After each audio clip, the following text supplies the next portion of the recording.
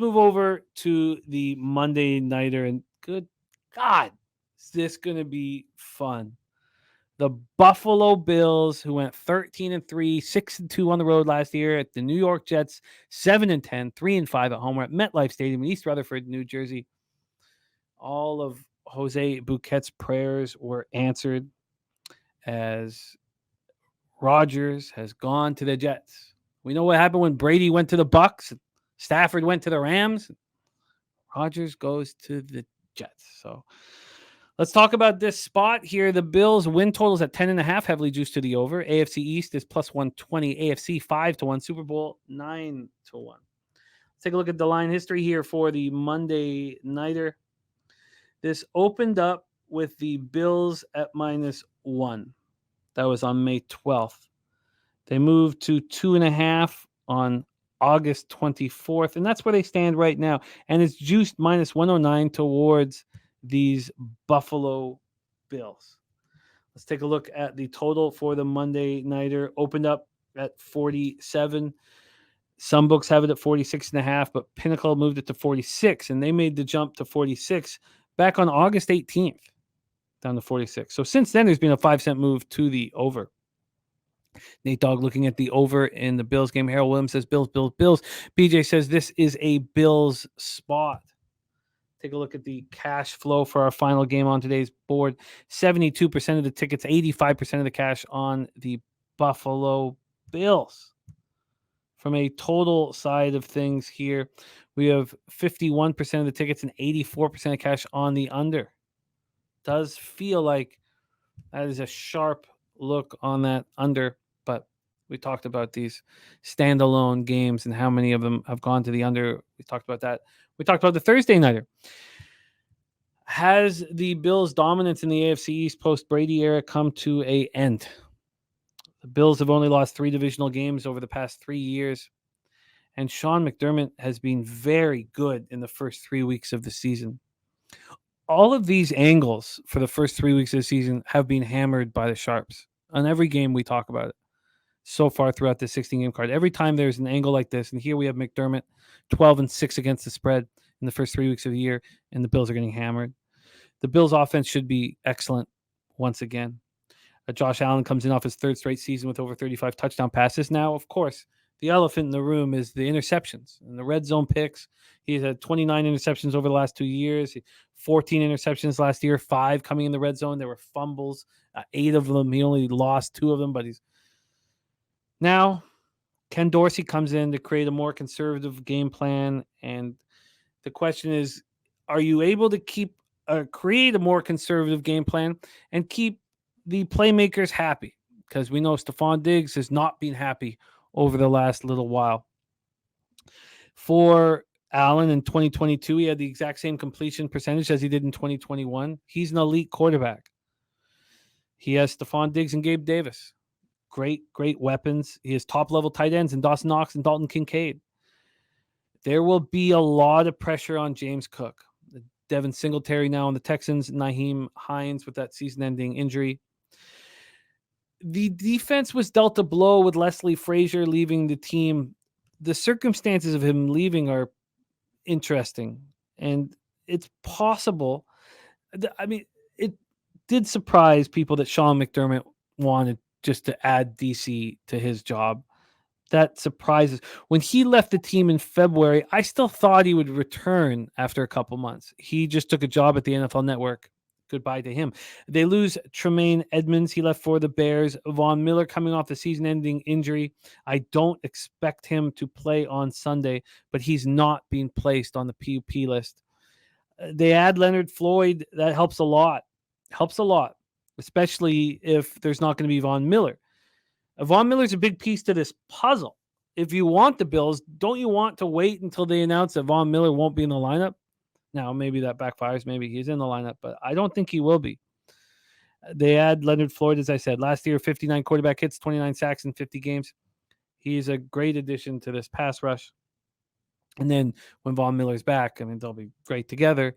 The Bills' secondary got worse as the season went on, and it's explainable. That's all you want in sports gambling is when something happens to be able to explain it. They had major injury issues. I mean, look at Matt Milano, Tre'Davious White, DeMar Hamlin, all ready to go. You have Micah Hyde and Jordan Poyer. This is an aging defense that still is very skilled. I want the Bills. I didn't realize it until today. I would like to back the Bills in this one. But should I wait till Von Miller's announced out is the question. Sky Dragon says Rodgers and Jets probably take a few weeks to get going. Buffalo's had all offseason to hear how this is now the Jets division. Methinks Buffalo delivers a big statement Monday night. So do I. Topset says he loves the Bills. Let's hear what Troy Torrence has to say about our Monday nighter. Will you be backing the Bills here or in the futures market? I'm not going to be backing the Bills in the future market, but they're another team where I haven't heard a lot about it from a lot of cappers, a lot of the content that I see on the internet. Not a lot of people talking about the Bills, and that's interesting to me after how they finished last season. I mean, they were kind of on an absolute tear to finish the season last year. Josh Allen is incredible, plays with passion. I mean, what more can you ask for out of a quarterback? Well, I mean, you could ask for less interceptions. I guess that'd be the one thing. But this defense is incredible. I feel like we know what we're going to get out of this Bills team. The problem is in this game, the divisional home dog. That trend rings true. It's ring true for years, and I'm concerned about it. I want to be on the Bills just as much as you guys in the chat and just as much as you, Jimmy. And I think that there's something to be said about this, the narrative behind it's the Jets division now. But is it though? I mean, the Bills are kind of a public road favorite here. So it's tough to get behind the Bills in this spot, but I'm considering it. The more I sat with this today, the more I like Dennis's narrative and I want the Bills. But you're right. This is a public favorite with 72% of the tickets, but 85% of the cash is pretty good. Let's talk about these Jets. Their season win total at 9.5 only drew slightly to the over at -125. AFC East plus 240, AFC 10-1, Super Bowl 16-1. Talked about what happened when Brady went to the Bucs, Stafford went to the Rams, and when Rodgers go to the Jets, what happens? Does a lot of mushrooms? We'll see what else he does. We know that the books have a ton of liability on the Jets winning the Super Bowl. The most popular bet, 5%, I've heard, but it could be more. And generally speaking, when the books have a lot of liability on a team, they don't succeed. Also, and again, this goes back to what we've been saying. Every single time there's been a stat here, an angle on one side, it's been hammered by the pros. Robert Saleh struggled out of the gate over the last 2 years. Now, this is a completely different situation with Aaron Rodgers at quarterback, but he's 1-5 against the spread through the first 3 weeks of the season. Last year, the Jets offense couldn't stay on the field long enough to tire out defenses. That's exactly what Rodgers wants to do. Nathaniel Hackett, fresh off the debacle in Denver, comes in to be the offensive coordinator, and he has so much to prove. So much. He knows that. And he knows Rodgers well from their time together in Green Bay. They have an offensive line that struggles to stay healthy. Can you sit back and say, oh, yeah, come January, Mekhi Becton and Dwayne Brown are going to be good to go? It's impossible to have confidence in that. They bring in former Packers, Alan Lazard and Randall Cobb. They already have Garrett Wilson, Corey Davis, McCole Hardman. I mean, this is a really nice group. Breece Hall returned quicker than anyone expected from his torn ACL. Dalvin Cook continues to work his way back from offseason shoulder surgery, and both are expected to play on Monday. And despite being on the field way too much, this Jets defense was excellent. 5th in defensive DVOA, 45 sacks, have a superstar, the secondary, and Sauce Gardner.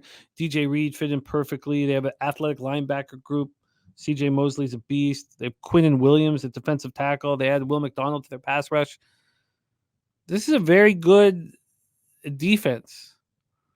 And this is a high-pressure opening game of the NFL. All eyes are going to be, or opening Monday nighter in the NFL, all eyes are going to be on this. It does kind of push me towards the under, but I still like the Bills here. I can't seem to get over it. I agree with Dennis that the Jets might take a little bit of time to become, and we know what Salah's done the first few weeks of the year. We know he's a defensive coach. I mean, this isn't the offensive wizard. Now, Nathaniel Hackett comes in with all this to prove, but the more I talk about it, the more I want the Buffalo Bills. Your thoughts on these New York Jets to close out the show, Troy? Take it away. To me, the Jets are the public darling of the NFL 2023 season. First things first, Rodgers coming off the worst NFL season he's had, in my opinion, by a quarter mile. And that's behind a supposed great offensive line. And now he's going to have to deal with one of the offensive lines on the bottom half of the league.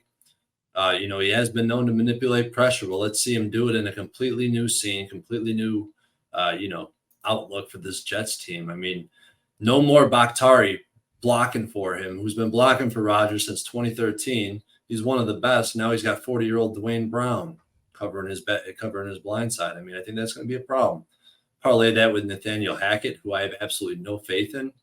It's pretty obvious to me that the Jets are going to be a work in progress, and I may have to make a move on the Bills. I think the under, I do. So under my pick section, the only thing I have noted here is that I think my intuition says under, but the database is suggesting otherwise. The small, short, not big sample database says over, but I think this is a good spot to take the under with two teams who are going to go, who I think could accomplish, who basically shut down the opposition and what they do best. So I think the under is probably the best look here, but I'm starting to lean towards the Bills. I am all day just going over these spots. The Bills were the whole angle of the Jet. It's the Jets. Everyone talk about the Jets. All the books, liability on the Jets. It feels like a Bills statement spot, and I'm just talking about week 1. I'm not talking about where we're going to stand. Week 17. I want to back the Bills here, and I expect to move on it. And I got to keep a close eye on the market because I wouldn't mind getting a 2. I guess it's not that necessary, but if Von Miller's out, I wouldn't mind that being announced and getting the 2. I'd hate to see it move to 3. BJ says, I want us to make money. You got to bet the Bills in the spot. Line all over it. They want Jets money. This is going to be an extremely fun Monday nighter, and we'll be live right here at Pub Sports Radio for it. Troy, you were incredible here, man. That's the longest show we've ever had in our football show since I've been doing it. And you just sometimes I'm with a partner and doing a show, and I feel like, oh, I feel so bad, but you never made me feel bad that this show went so long, and you're going to be such an enormous asset for us.